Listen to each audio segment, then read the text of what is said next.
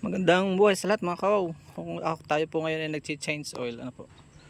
Kung kayo po ay katulad ko rin dati na ang isip sa the best oil ay kung ano yung recommended ng mga mekaniko at ng manufacturer mismo, yung may-ari ng motor na ating na brand na ating pong nabili ay makasakaling sa video ito yung mag-isip-isip ka ano. Dito sa akin ay yung 10W30 ba yun? Hindi man tayo disclaimer, hindi man tayo expert. Tayo po ay nagre-rely sa mga expert. At ayon sa mga personal na karanasan sa performance ng motor. Ito po ay gumagamit ako nito para mabilis panel. Ito naghihintay tayo para hindi sayang ang minuto ko. May natulo pang sa mahal ng gasolina ngayon. Pati ito nataas na. So hindi naman masyadong nadamay ito. May stock pa siguro later on. Ang maganda dito sa Shell na to, hindi tayo nagpo-promote, yan o, code. Ito ay saglitin kong putulin na aking pag ano. Long distance siya, long ride. Nakalagay, itingnan nyo po kung ilan yung kayang itakbo ng engine oil. So, sabi dito, kayang expertly engineered to protect your motorcycle engine up to 6,000 km. Fully synthetic. Yan po yung regardless of the brand, di naman tayo nag-promote na isa lang brand.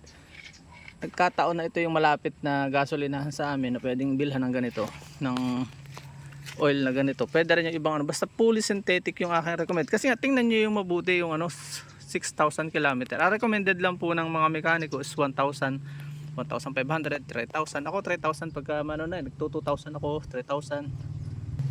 Nung maka-isang taon na po itong aking si XRM FI motor 125 ay nag 1.5 na po ako. Nung una 1,000, nag 1.5 ako nung mga isang taon na, nag 2,000 at ngayon ay nag 3,000 plus ako dito. Huwag mo naman sundin yung 6,000 kasi masyadong lalapot na baka mas epektado ang ating engine. Ibig sabihin lang yun yung capacity ng ating oil. Tingnan nyo po yung semi-synthetic, iba rin po ang capacity nun. Iba-iba lang tayo ng video batay sa kung ano yung para masundan nyo lang. Nagbabatay ako doon sa mismong label niya, pero kung ako nag-average lang ako ng 3 to 4,000 average po ng per month na po ako nagpapalit.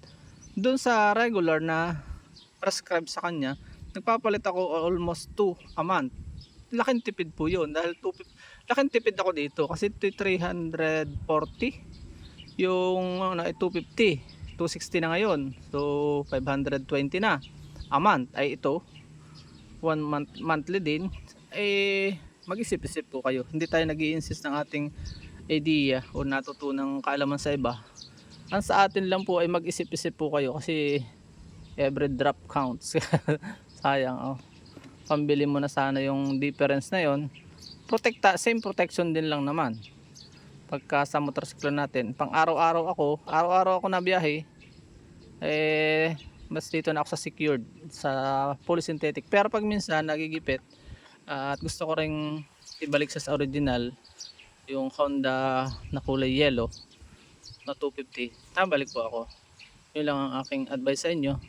Hindi masama mag-eksperimento. Nag-eksperimento pa nga ako ng mixture nito. Yung tira ko dito, maganda dito, 800 lang ito, 800 ml.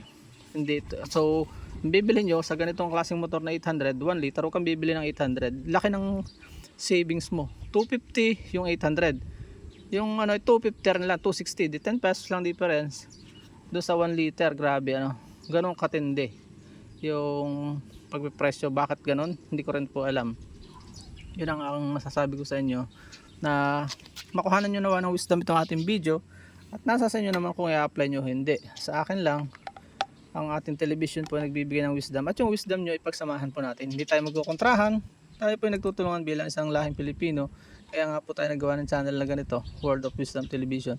Pagsamasamahin natin yung kaalaman mo, kaalaman ko, at kaalaman natin lahat para sa kunlaran ng ating lahing Pilipino. Maraming po salamat. May natutunan po kayo, pakishare ang video kung gusto niyo makatulong sa ating mga kababayang wala rin kaalaman katulad ko before na ano, at natututo lang tayo sa karanasan din ng mga driver. Mga driver po ang expert na totoo, sapagkat tayo yung nakakaranas ng performance natin motor. Pag naramdaman natin palpak, bakit natin tutuloy yung ganitong ano, sistema ng pagpapalit ng oil.